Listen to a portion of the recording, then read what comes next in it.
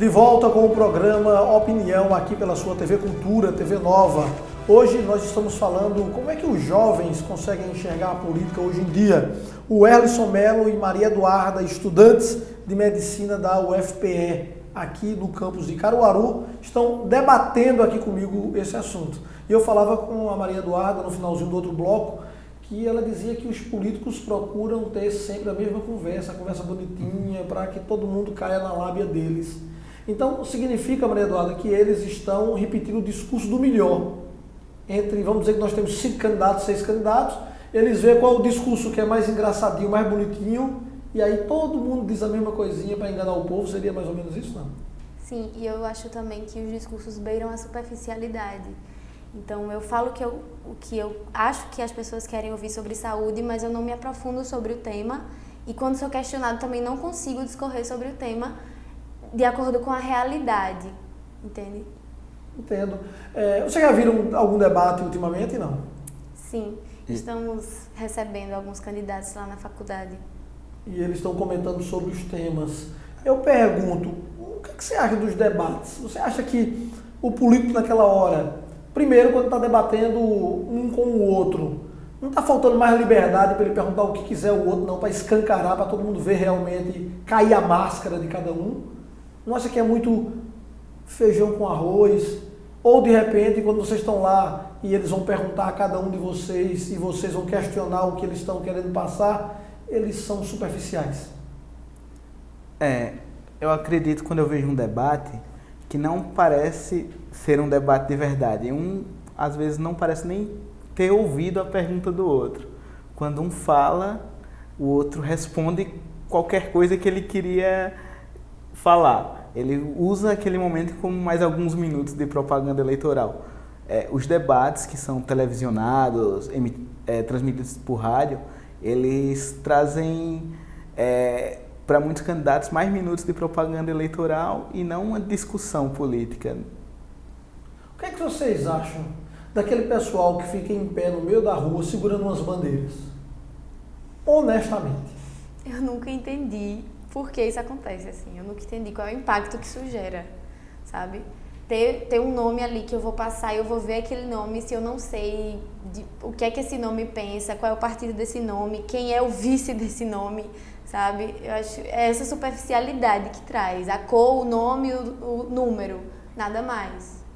Então é como se fosse um time de futebol. O pessoal que está segurando a bandeira do time, né? No sol quente. Já mudou seu voto porque viu uma bandeira lá? Não, nunca mudei não, por conta disso. Nem por bandeira, nem por cartaz, muito menos por carro de som me acordando de manhã. Carro de som é bom ou é ruim? Você se irrita com aquilo ou aquilo é agradável?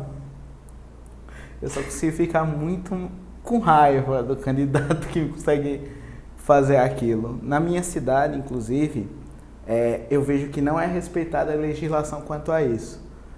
Porque há diversas normas quanto aos carros de som, onde dizem que tem que ter uma distância mínima de prédios públicos ou hospitais e tal. Isso, eu moro a 20 metros da Câmara Municipal e o carro de som passa lá. Se bem que cidades pequenas seria difícil respeitar isso, porque senão ele fica desligado o tempo todo. Senão vai ter uma escola, sempre vai ter. Só para a gente poder entender o que acontece com os políticos, quando a gente fala principalmente em debates, em trocar ideias, parece que eles estão querendo que a gente não saiba de nada do que eles vão fazer para que se torne mais fácil a eleição deles. Sim. Seria mais ou menos isso? A gente vê os planos de governo dos candidatos, como ela trouxe, são algo bem superficial. Os planos de governo que são disponíveis pelo TSE, né? Eu tentei ler lá, eles são de uma semelhança incrível um com o outro, mas nenhum informa uma realidade.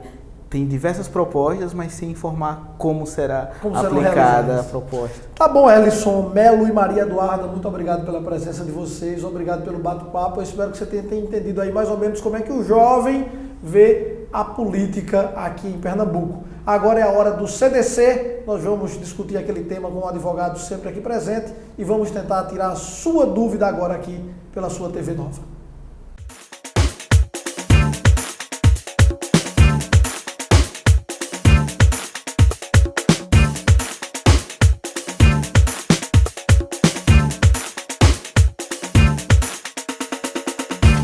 Bem, conosco aqui hoje, doutora Camila, muito obrigado pela presença, bom dia mais uma vez. Você está bem?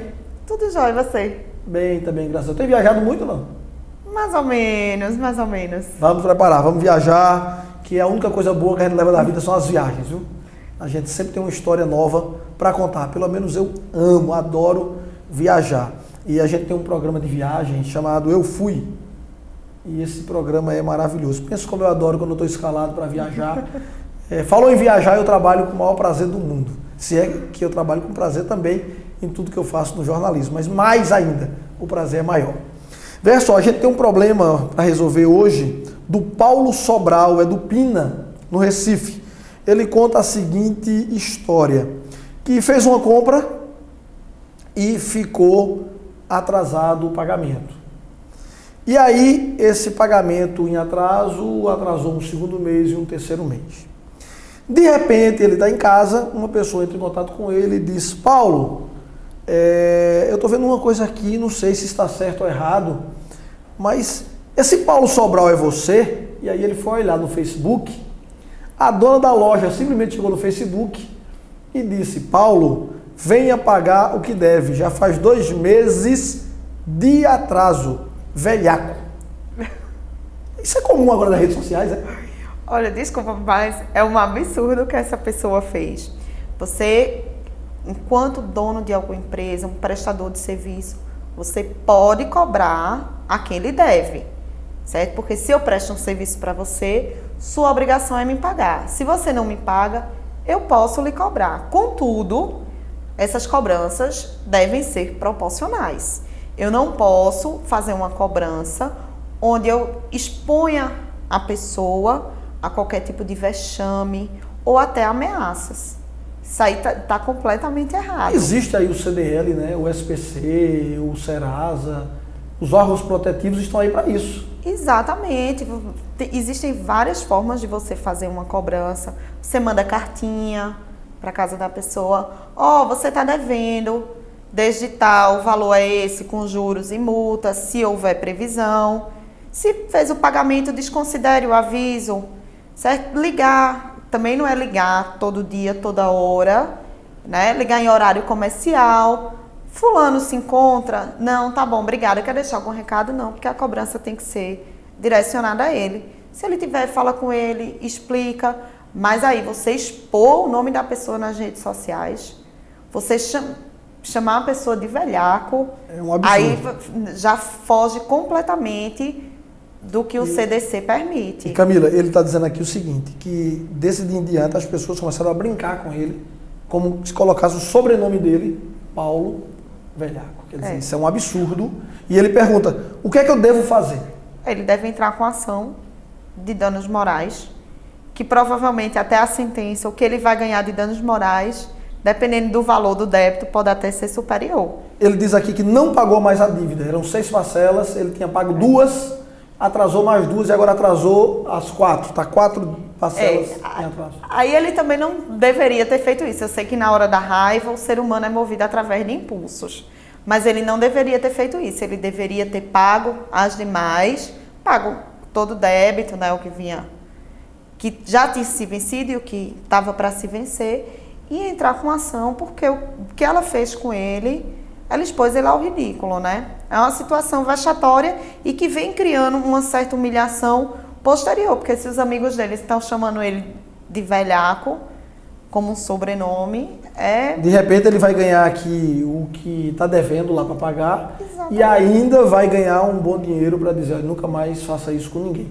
O que é um absurdo, um alerta para você. Você tem uma empresa, você constitui uma empresa e na hora que a pessoa atrasa o seu pagamento, você fazer uma coisa dessa é ridículo até. E assim, até a lei proíbe esse tipo de atitude, né? O artigo 42 do CDC diz que toda cobrança, ela deve ser feita dentro de um parâmetro.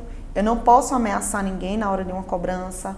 Eu não posso botar aquela pessoa numa situação vexatória, numa situação humilhatória. E foi isso o que acabou acontecendo, né? Porque ela expôs nas redes sociais, inclusive para pessoas que nem conhecem ele, né? Todo mundo agora vai ver o rapaz, vai dizer, olha o velhaco, olha o cara que não compra, Principalmente que porque não existe paga. uma rede de amigos, né? Exatamente. Você tem 1.200, 1.500 amigos, todos são conhecidos, um vai passando para o outro. Eu, por Exatamente. exemplo, a primeira coisa que eu faria para perguntar, mesmo que eu não conhecesse, é, quem é esse Paulo? A curiosidade E do aí ser todo mundo humano. começa a saber quem é. Exatamente. E assim, às vezes, nem só amigos próximos, mas conhecidos e desconhecidos.